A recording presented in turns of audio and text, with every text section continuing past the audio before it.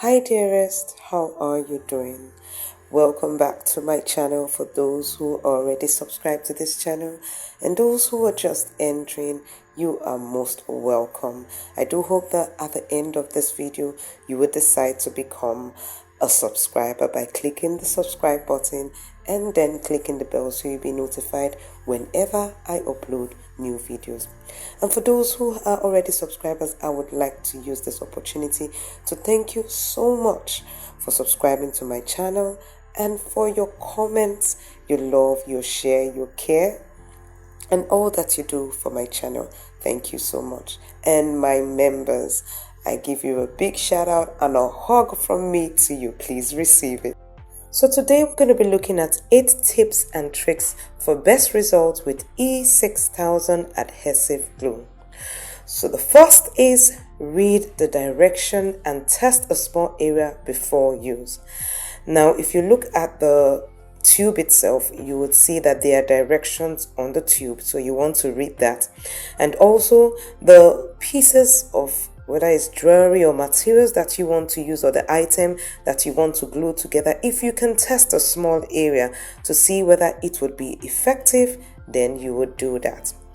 Then the second point is to clean the surface area. Clean it. Your surface should be clean, dry, and free of dirt for best results. Some people do say that if you roughen the surface a bit, it helps also, but of course this depends on what material you're trying to glue together. Our third tip and trick for best results with E6000 is that before you use your tube, make sure your kids are not around or any child is not around, and then you ensure that the working space is well ventilated. Our fourth tip and trick is that you might want to squeeze out a little part that you would use within 5 to 10 minutes on a piece of paper, and then you use toothpick or you use a small stick to put the E6000 on your workpiece. You can continue to use it while it's still wet and stringy. If it's not, you will need to squeeze out a new part again. Number 5 is squeezing out the glue until you get a good wet dollop works well for an open tube. Meaning that once you have started using a tube, if you squeeze out and the glue is not wet, do not use yet. If it has a film on it, do not use yet. It will not glue together. Ensure it is wet and nice. Our 6th point is because E6000 is a super strong glue, clogging of the tube and the cap sticking to the tube can be a problem, and this can be prevented by applying a thin coat of petroleum jelly to the threads of the tube before replacing the cap.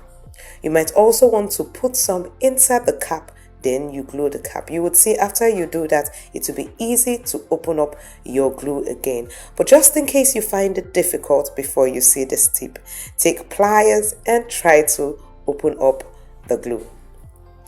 Our 7th tip is you can clean uncured adhesive with acetone or citrus-based solvent. Cured material may be removed by cutting or scraping. Then our 8th and last but not the least tip is allow for 24 hours for curing. Depending on the material and temperature, maximum bonding strength may not be reached for up to 48 to 72 hours. So don't shake up those pieces, don't try to separate them till at least you have allowed for 24 hours. But if it's something you can leave for longer than that because you do not know how it would work with the material, then please do leave for up to 72 hours. I hope you have gained value from this video today. If you have, please do give me a thumbs up, and then if you haven't subscribed, click the subscribe button and the bell so you get notified when I upload new videos. And if you have some other pointers for us, if you have some more tips and tricks about using E6000, please do feel free to drop it in the comment section below so that I could do an update for this and we would all learn and enjoy using our E6000 adhesive glue. Please do check out this next video to know more about E6000 adhesive glue.